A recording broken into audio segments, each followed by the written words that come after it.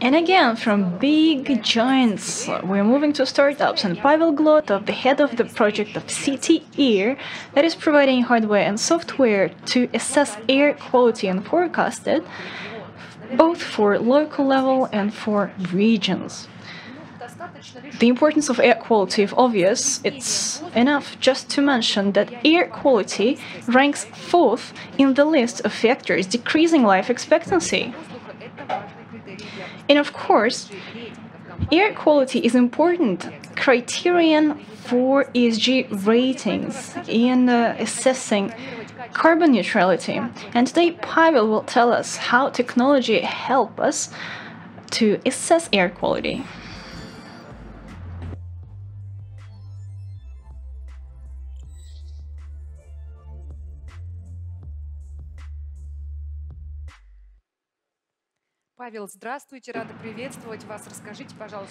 Hello, Pavel. Nice to see you. Can you tell us about the air quality? Quite an interesting topic.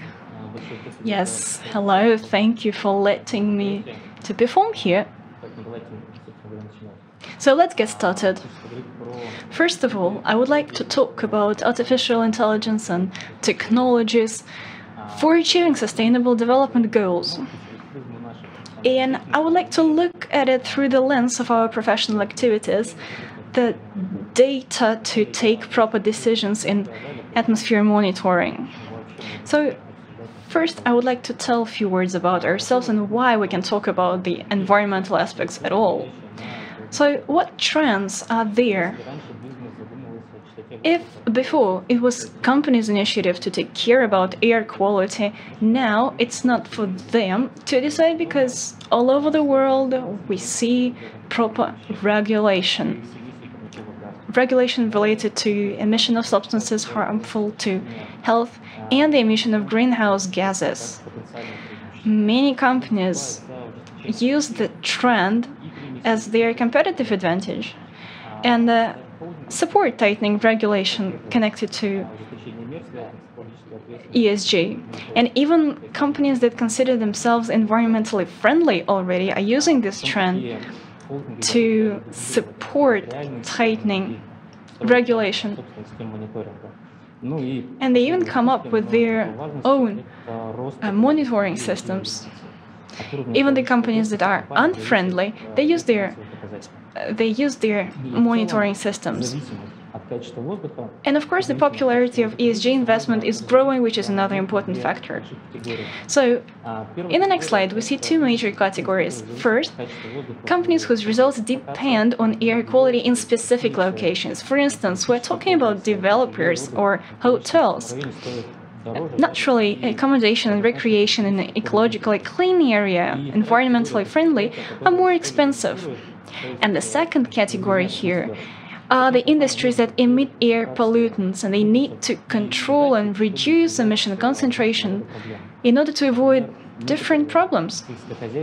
For instance, some agricultural companies, they care about air quality, but they may have certain fields, for example, that are using different fertilizers and they are emitting pollutants. So companies must monitor the situation to know where the evaporation goes from these fertilizers and how to control it. The same cases we can see in stevedore companies, and so on and so forth. So a few words about ourselves. We're a small startup. We're called CityAir. We were founded in 2018. We are 50 people. We were born, so to say, in Novosibirsk, but now we have an office in the USA, and we work all over the world with our partners. We come up with different solutions that are in line with the current trends. And as a small summing up to what I have just said, it's not just about, paying lip service, just not about simple words. It's about actions to minimize negative influence on air. And air quality monitoring is important here. So we produce special equipment, special hardware, for instance, compact solutions that you can see right here on the slide. These compact solutions can be as small as a matchbox, can you imagine? But it's a really functioning weather equipment that can monitor everything that's going on in the local territory.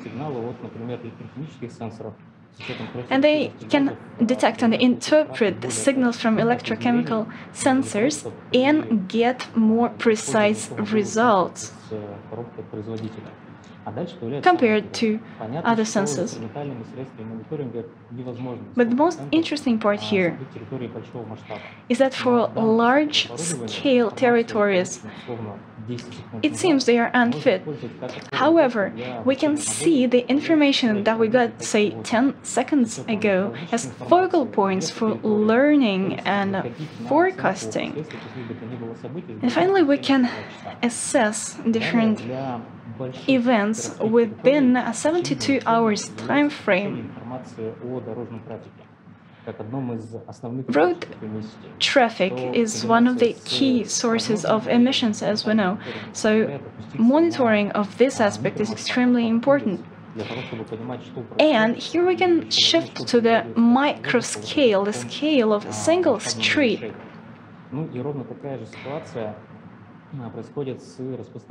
And a similar situation we see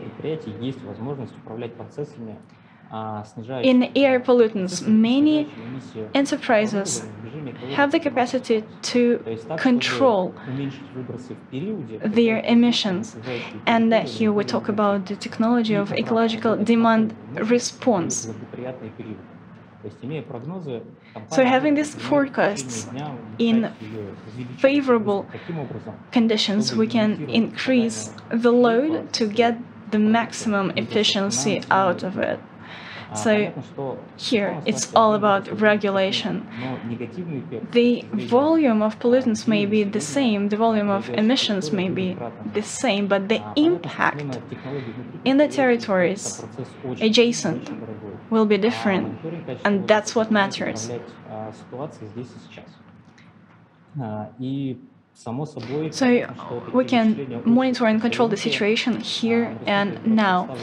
Speaking about resource efficiency, you see the next slide. We talk about weather forecast downscaling with machine learning. Naturally, the accuracy of forecasts is extremely important, especially in terms of taking into account local specifics.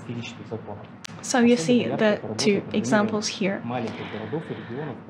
If we take the example of a small city that simply cannot afford a lot of equipment to monitor all the conditions, these small compact solutions require much less investment. However, they perform in a fantastic way.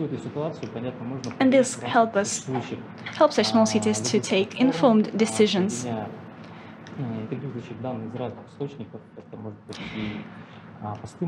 The next slide features a platform which unites all the data received from sensors, software, and other related sources.